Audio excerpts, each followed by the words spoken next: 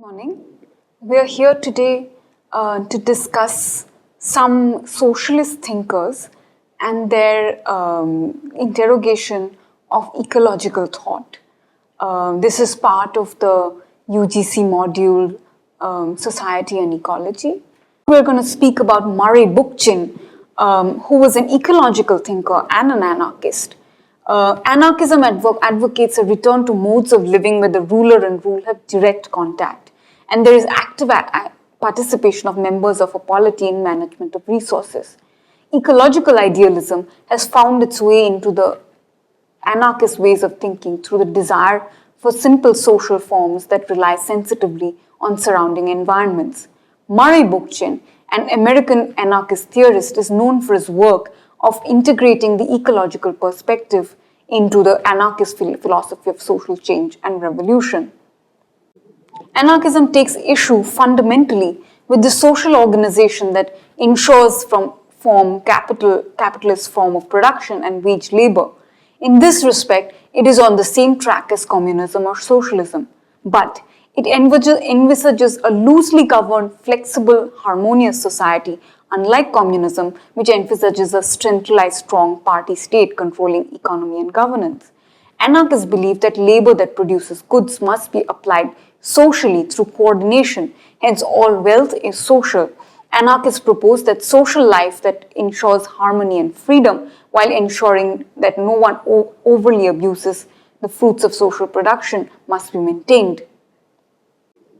Bookchin, Kropotkin and others were the early proponents of anarchism, and then in the 19th century, Bookchin was subject to exile and persecution in France and other countries for his staunchly anti-authoritarian views. Bookchin accepted Marxist class analysis but did not accept the component of authoritarian socialist revolution, strongly rejecting the concept of dictatorship of proletariat. He also supported the active participation of peasants and lumpen proletariat, which is small farmers, unemployed persons, and so on, whereas Marx was all for complete proletarianization of the workforce. He rejected hierarchical and statist notions of rule at all levels. Anarchists of the 20th century have taken these principal ideas that Bookchin, Kropotkin, and others propounded forward into many directions. Murray Bookchin's contribution has been to see ecology and especially ecological decentralism as a key way through which to realize anarchist ideals of a society lived in freedom and harmony.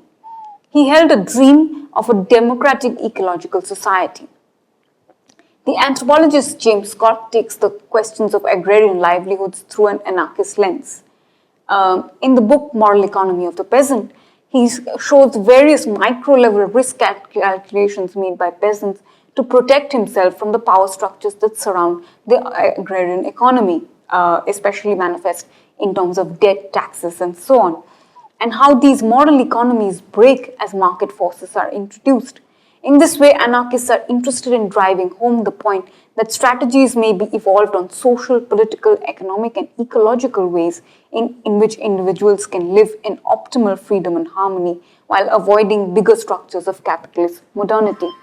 In Bookchin's work, we find a visitation of anarchism through ecological viewpoint, but renouncing heavily mechanized and synthetic material lives that modernity offers and accepting our embeddedness in the nature's fold, he advocates anarchism may be practiced. He sees the ecological viewpoint as the conservative viewpoint of relationships between man and nature. In the next section, we'll see key themes and strategies he detailed for embracing ecology in an anarchist program. While advocating an embrace of the ecological viewpoint, Bookchin did not advocate a deep ecology point of view, that nature is a sacred and untouched system of its own, separate from human society. The social and natural permeate each other, he argued, in socially encasing the natural behaviors of human beings. Human fissures and conflicts are the root of all ecological problems. Accepting that nature's use is an essential feature of human life, he advocated an individualized and sensitive approach to use of nature, moving away from the exploitative, synthetic and mechanized form of material life that was practiced, especially in the US, under the influence of industrial capitalism.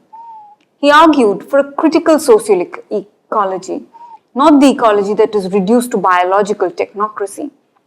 He saw the ecological viewpoint as a conservative viewpoint about man's relationship with nature. This viewpoint was to be actualized by the left green movements who would carry with them a general interest. He believed identity-based movements are narrow and parochial and should be avoided for greater social change. Thus, he was furthering the mandate of the new left, wherein utopian qualities of equality and equitable social frameworks were given the mantle of the left. The structural and strategic changes Murray Bookchin advocated were along the following lines. Division of towns and cities in the form of confederations of self-governing municipal entities. These would implement self-sufficiency and some element of interdependence in production and consumption. Decreased use of synthetic and produced foods. Resurrection of human health through enough physical labor and avoidance of processed food. Organic agriculture on the principle of one man cultivating a variety of species in a patch of land or groups of people cultivating for their community or neighborhood. Reduction in scale of industrial operation and reliance on local raw materials. We don't find in the United States many takers or many legatees of Murray Bookchin's thought, but although Murray Bookchin really did not talk about the non-West, in the current world we can see in many non-Western countries indigenous movements taking up the principles of locally governed resource strategies and such like, taking forward Murray Bookchin's thought, perhaps inadvertently. We see examples of, say, the Chipko movement in India, where women were hugging trees in order to prevent them from a company lumbering them, which became a hallmark of eco-socialism and eco-feminism. We've seen these kinds of examples, some legacies of Murray Bookchin's thought, albeit he himself didn't really think about the non-Western situation so much. With that, we'll end the Murray Bookchin bit of our discussion.